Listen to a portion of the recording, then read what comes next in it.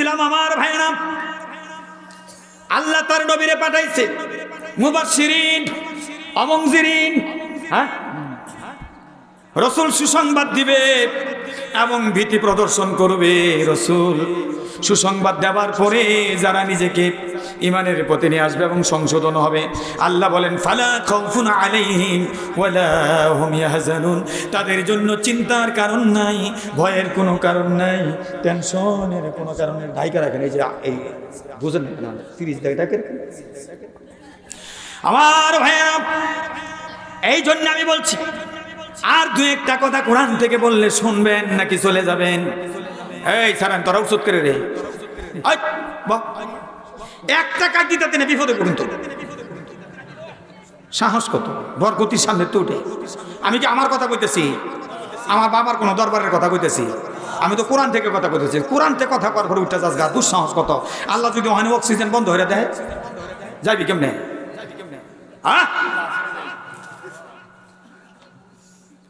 আইনমন্ত্রী এলাকায় গেলাম প্রোগ্রাম করতে, কসবা ব্রাহ্মণবাড়িয়া কসবা, খুব মোটা দাদা, তার কাছে আমার কথা ভালো লাগতেছে না।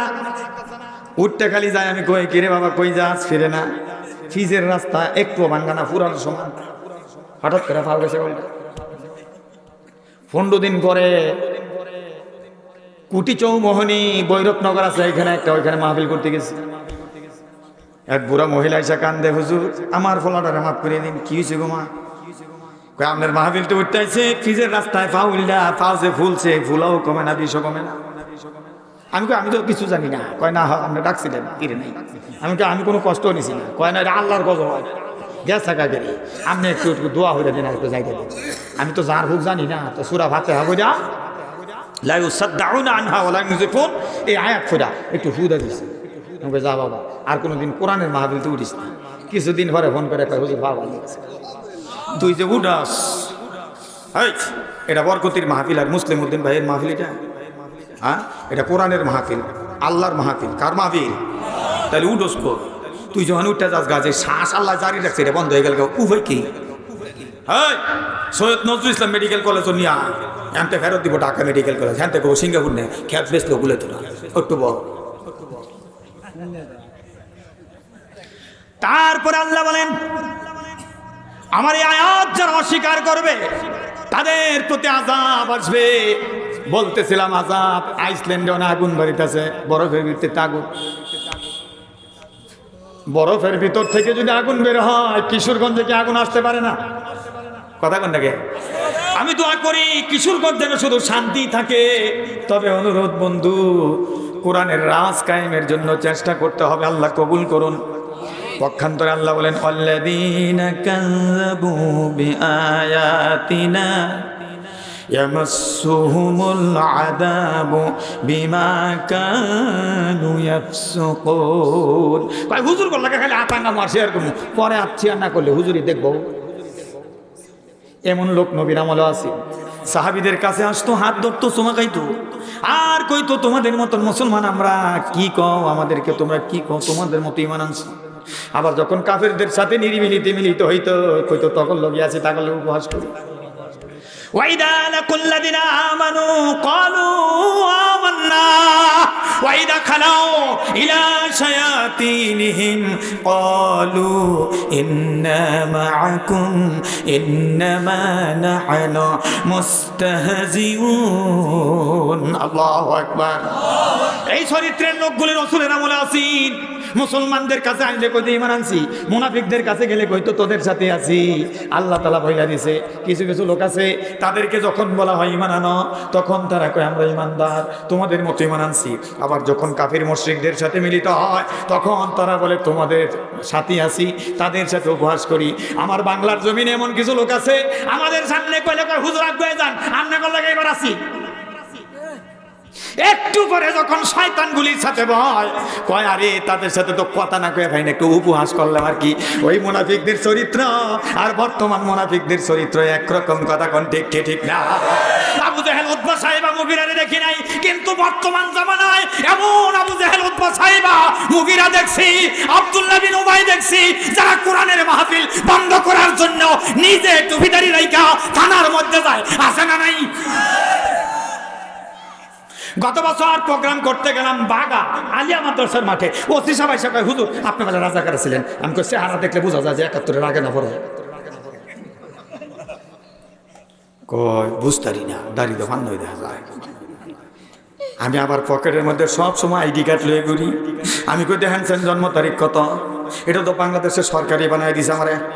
এটা আমি বানাইছি, এই কথা কোন গেলে আমি বানাইছি এটা। এখন তো আমার জন্ম তারিখ দেখার সংগ্রামের কয় হুজুর বলেছি, তাইলে একটু আলোচনা করেন সুন্দর। আমি কি আমনে বহন লাগবো, আমনে গেলে কেনা। এখন তো বিপদে পড়ছে, জনগণ তো হাজার হাজার, আলিয়া মাদ্রাসার মাঠ ফুটোটা পড়ছে। আমি সবারে জিজ্ঞেস করছি ওসি সাহেব থাকুক চান নাকি জাগা, সবাই কয় থাকুক। আমি কই তাহলে আপনি জনগণের খেদমত করেন, জনগণের খাদেম কয়। আমি তাহলে বলি 2.5 ঘন্টা ওয়াজ করলাম মাদক সন্ত্রাস নিয়া, দুর্নীতি নিয়া, ঘোষ আর শোধ নিয়া। মাঝে মাঝে দেখি মুখটা কালা হয়ে যায়। সর্বশেষ চিন্তা করলাম একটু মা বাবার কথা কই কান বল, একটু মার কথা বাবার কথা কইলাম, ওসি সাহেব কান্দে সোজা ভানি। সব শেষ মোনাজাত, বিদায় হব, ওখান থেকে চলে যাব আমার প্রোগ্রাম নাটোরে। আমার 1000 টাকা দিয়া কয় হুজুর এটা তো রাস্তার মধ্যে কিছু খায়েন। আমি কই ভাই টাকা যে দিচ্ছেন এটা নূর সৃষ্টি হতো, কেমনে জিজ্ঞেতাম হালাল না হারাম।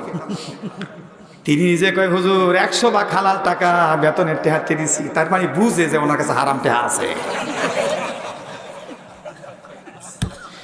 এই জন্য আমার ভাইয়েরা, ডিসি বলেন, এসপি বলেন, ওসি বলেন, আর এসআই বলেন, দারগা বলেন, চেয়ারম্যান বলেন, মেম্বার বলেন, এমপি বলেন, মন্ত্রী বলেন, মৌলানা সাহেব বলেন, সাধারণ কৃষক বলেন, আর রাজা বলেন আর প্রজা বলেন, সব মানুষ ঠিক হবে। আল্লাহ যে সূত্র দিয়েছেন, আল্লাহ বলছেন রসুল আমি যে কোরআন দিছি, কোরআন দিয়া তাদেরকে সতর্ক কর। কোনো কিচ্ছা দিয়ে নয়, কাহিনী দিয়ে নয়, কোরআন দিয়ে সতর্ক কর। কোরআন দিয়া সতর্ক করলে ডিসিএসপি ভালো হবে, সচিব ভালো হবে, এমপি মন্ত্রী ভালো হবে। এই কোরআন দেয়া যদি তুমি সতর্ক করো, জনগণও ভালো হবে, সব ভালো হয়ে যাবে। ফালা খাউফুন আলাইহিম ওয়ালা হুম ইয়াহজানুন, চিন্তার কোনো কারণ নাই, ভয়ের কোনো কারণ থাকবে না।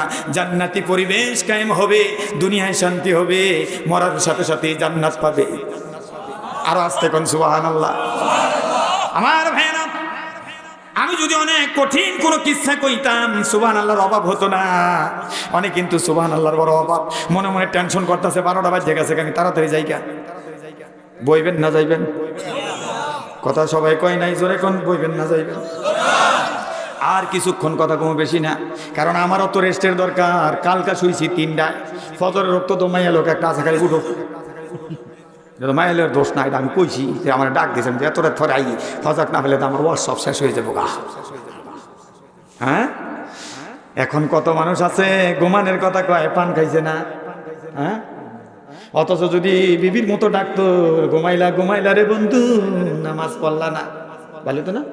এখন মমতাজের গান হলো ঘুমাইছে ফান খাওয়ার গান গায়। আমি কই এটা বদলাই, যদি আমরা দেশ চালাই ইনশাআল্লাহ, আমরা দেশ চালাবো ইনশাআল্লাহ। বলেন ইনশাআল্লাহ। সেদিন এই গান বদলামো। এক বালিশে 2টি মাথা, ছোট্ট করে বন্ধু কও না গো কথা, ঘুমাইলা ঘুমাইলা রে বন্ধু, পান খাইলা না।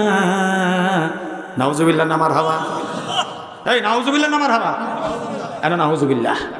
আমরা যদি দেশ চালাই, গানের কথা একটু চেঞ্জ হবে, এমন হবে। স্বামী স্ত্রীতে এক বালিশও মাথা রাখা যায় আছে। আমি তো সবসময় আমার কান্দের মধ্যে আমার বিবিরে কই আনো ভোট, বাল ঝুঁকি হুটি তোর বিয়ে দিছে এই 22-23 বছর বয়সে, আমার টেন বিয়ে দিছে তোর ডিগ্রি পাস করায়া, তুই বাইলছো তাহার লাগা আমি তোর আনছি আদর কম করার লাগে আমার কান্দ হইবি। এটা সুন্নত। 60 বছর না হলে আবাদতের সোয়াব, জোরে কোন সুবহানাল্লাহ।